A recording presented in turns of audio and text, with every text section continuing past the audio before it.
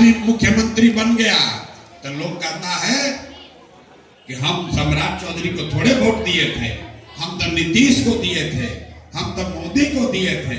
तो मेरे भाई अब ये कह के आप अपना जान नहीं बचा सकते। ये लोकतंत्र है। सम्राट चौधरी मुख्यमंत्री हैं और वो मुख्यमंत्री इसलिए हैं कि आपने उनके पार्टी को वोट दिया है। अब कोई उपाय नहीं पूरे बिहार में। अब यहाँ पर आपके बच्चों के लिए पढ़ाई सुधरने वाला नहीं है। यहाँ पर आपके बच्चों के लिए रोजगार नहीं होने वाला है, भ्रष्टाचार नहीं कम होगा, पलायन नहीं बंद होगा, आपके नाली गली इलाके की स्थिति नहीं सुधरेगी। अब ये सुधार नहीं होने वाला है। अब लोग अपना मन महसूस रहा है, अरे भैया गलती हो गया। कोई लोगों को, महिलाओं को दोष दे रहा है कि यही लोग 10,000 में वोट बेच दिया। लेकिन अब कुछ नहीं हो सकता। 4.5 साल के लिए यही सरकार रहेगी। सब लोग मन मार के बैठ गया था तो ऊपर वाले ने, भगवान ने एक रास्ता निकाल दिया। ये रास्ता बांकीपुर से होकर जाता है। अभी अगले 5 दिन में अगर आप समझ के ठीक से वोट दे दें तो आपके हाथ से विधायक नहीं बनेगा, बिहार की तकदीर बदल जाएगी, यहाँ से नया मुख्यमंत्री बन जाएगा। आप इस बात को समझिए, अगर 30 तारीख को आपने भाजपा को हरा दिया, अगर आपने भाजपा को 30 तारीख को हरा दिया तो लिख कर रखिए, सम्राट चौधरी का कुर्सी चला जाएगा, कोई नया बेहतर आदमी मुख्यमंत्री बनेगा। हम लोग को इनको क्यों हटाना है? कुछ लोग कह रहा है भैया ये कुशवाहा जाति के हैं इसलिए भाजपा वालों ने बनाया है। हम मन से कह रहे हैं, अरे भाई कुशवाहा समाज के आदमी को ही बनाइए मुख्यमंत्री, लेकिन उस समाज के किसी अच्छे काबिल पढ़े लिखे आदमी को बनाइए, ऐसे बदमाश अपराधी को मत बनाइए। तो जो लोग भी ये चाहते हैं कि बिहार में सम्राट चौधरी के जगह कोई अच्छा आदमी मुख्यमंत्री बने, तो आपकी जिम्मेवारी है बांकीपुर में जाकर भाजपा को हराइए 30 तारीख को। अपने आप मोदी जी को खबर हो जाएगा, अमित शाह को पता चल जाएगा कि जिस बांकीपुर में 30 बरस जनता ने भाजपा को वोट दिया, अगर वहां की जनता ने भाजपा को हरा दिया, इसका मतलब है कि बांकीपुर की जनता, बिहार की जनता को सम्राट चौधरी का नेतृत्व मंजूर नहीं है। अब जरा सब लोग सोच के बताइए, कितने लोग चाहते हैं कि सम्राट चौधरी के जगह कोई दूसरा आदमी मुख्यमंत्री बने? हाथ उठाकर बोलो भैया, सब चाहते हैं बदलाव होना चाहिए ना, होना चाहिए ना। तो अगर सम्राट चौधरी को हटाकर किसी अच्छा आदमी को आपको नेतृत्व देना है, सीएम बनाना है, तो 30 तारीख को भाजपा को हराना है। ये हारेंगे, अपने आप सम्राट चौधरी हट जाएंगे, कोई दूसरा आदमी बनेगा। याद रखिए, अगर कोई अपराधी आपका राज्य का मुखिया है तो आपके बच्चों का भविष्य अच्छा नहीं हो सकता है। जो अपराधी है वो अपराध का ही बात करेगा।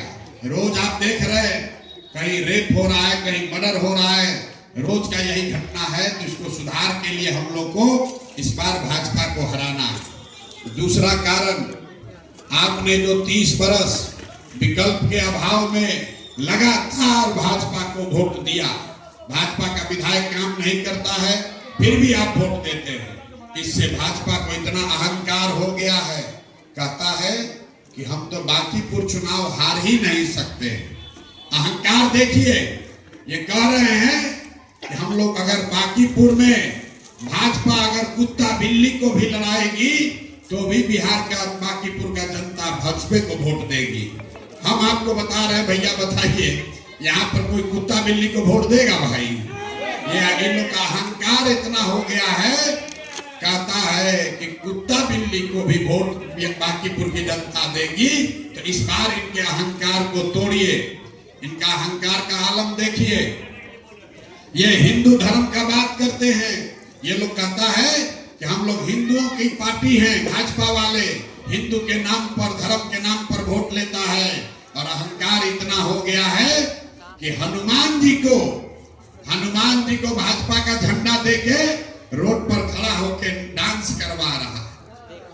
आपके पूर्व विधायक अभी भाजपा के अध्यक्ष नितिन नवीन जी खुद रथ पर बैठे हैं, हनुमान जी को रोड पर बैठा दिया और उनके हाथ में झंडा देके डांस करा रहे हैं।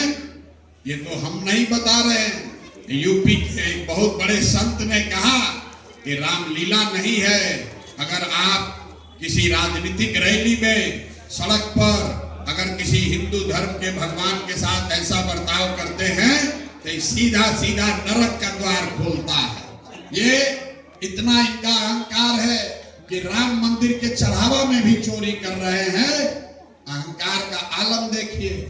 5 दिन पहले दिल्ली में आपके जैसे परिवार के बच्चों को दौड़ा दौड़ा कर मारा गया है। आपके बच्चे नहीं मारे गए हैं, लेकिन आपके हमारे जैसे परिवार के बच्चे ही दिल्ली में बैठे थे जिनको दौड़ा दौड़ा कर मारा गया। क्यों मारा गया है? मारा इसलिए गया है कि सरकार को पता है कि कितना भी कुछ हो जाए लोग हम ही लोग को जात और धर्म के नाम पर वोट देंगे। तो इनका ये अहंकार अगर आप तोड़ना चाहते हैं तो एक बार भाजपा को हराइए। इसका अगर आपको ट्रेलर देखना है तो अभी देखिए 5 दिन 7 दिन से क्या हो रहा। आप अभी वोट नहीं दिए हैं, खाली खड़ा हुए हैं। जनसुराज प्रसाद किशोर के सभा में लोग आ रहे हैं, लोग कह रहा है, चर्चा कर रहा है कि इस बार जनसुराज को वोट देंगे। चर्चा सुन के भाजपा का 200 विधायक, सांसद, मंत्री घरे घरे गली गली घूम रहा है, किसी का हाथ जोड़ रहा है, किसी को डरा रहा है, किसी को खरीद रहा है। ये प्रशांत किशोर का ताकत नहीं है, जनसुराज का ताकत नहीं है। जनसुराज तभी 1 साल पहले दल बना है। ये आपकी ताकत है, लोकतंत्र की ताकत है। आपने अपने लिए नया विकल्प बना लिया, अभी बनाया नहीं है, सोचना शुरू किया है। और भाजपा थर थर थर थर कांप रही है, थर थर थर थर कांप रही है। अभी 4-5 दिन पहले एक यादव समाज के नेता ने हमको फोन किया, भैया हम पर बहुत दबाव है। हमने पूछा क्या हुआ? बोले नित्यानंद राय जी केंद्र में मंत्री हैं, 2 दिन से रोज घर आ रहे हैं। तो हमने क्या करें? हमने उनको कहा भैया मजा लीजिए, कल तक वार्ड का नेता घरे नहीं आता था, अब केंद्रीय मंत्री घर आ रहा है। ये आपकी ताकत है मेरे भाई। एक बार इनको हराइए, आप जो जीतेगा वो क्या करेगा छोड़िए। ये लोग हारने के बाद 4 बरस आपके मोहल्ले में आपके घर के सामने एड़ी रगड़ेगा, क्योंकि दिल्ली में सरकार बनाने के लिए उनको आपका वोट चाहिए। तो एक बार झटका दीजिए। 2 कारण आपको बताए। एक, अगर सम्राट चौधरी को हटा के किसी अच्छे आदमी को, पढ़े लिखे समझदार आदमी को मुख्यमंत्री देखना चाहते हैं तो भाजपा को हराइए। दूसरा, अगर आप लोकतंत्र को बचा कर रखना चाहते हैं, भाजपा के अहंकार को तोड़ना चाहते हैं तो एक बार भाजपा को हराइए। तीसरा, आप लोग सब बताइए, आपके सांसद हैं रविशंकर बाबू, पढ़े लिखे विद्वान आदमी हैं। 2 बरस पहले आपने मोदी को प्रधानमंत्री बनाने के लिए रविशंकर बाबू को जिताया।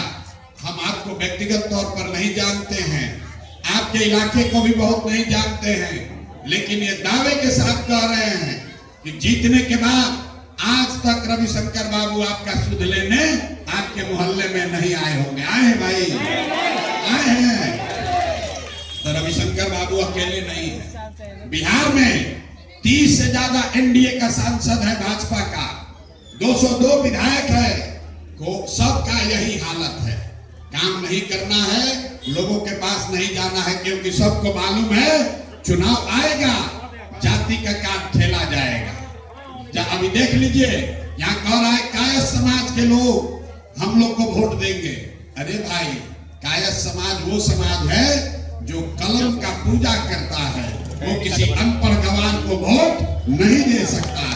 ये बेवकूफ बना रहा है, जान रहा है कि चुनाव आएगा, जाति का काट खेला जाएगा, जात नहीं चलेगा तो सबको हिंदू बनाया जाएगा, कहा जाएगा सब हिंदू एक होइए, मोदी को जिताइए नहीं तो मुसलमान आ जाएगा। दोनों नहीं चलेगा, तब मोदी जी का चेहरा दिखाया जाएगा। कहता है नीचे नहीं ऊपर देख के वोट दीजिए, मोदी को देख के वोट दीजिए।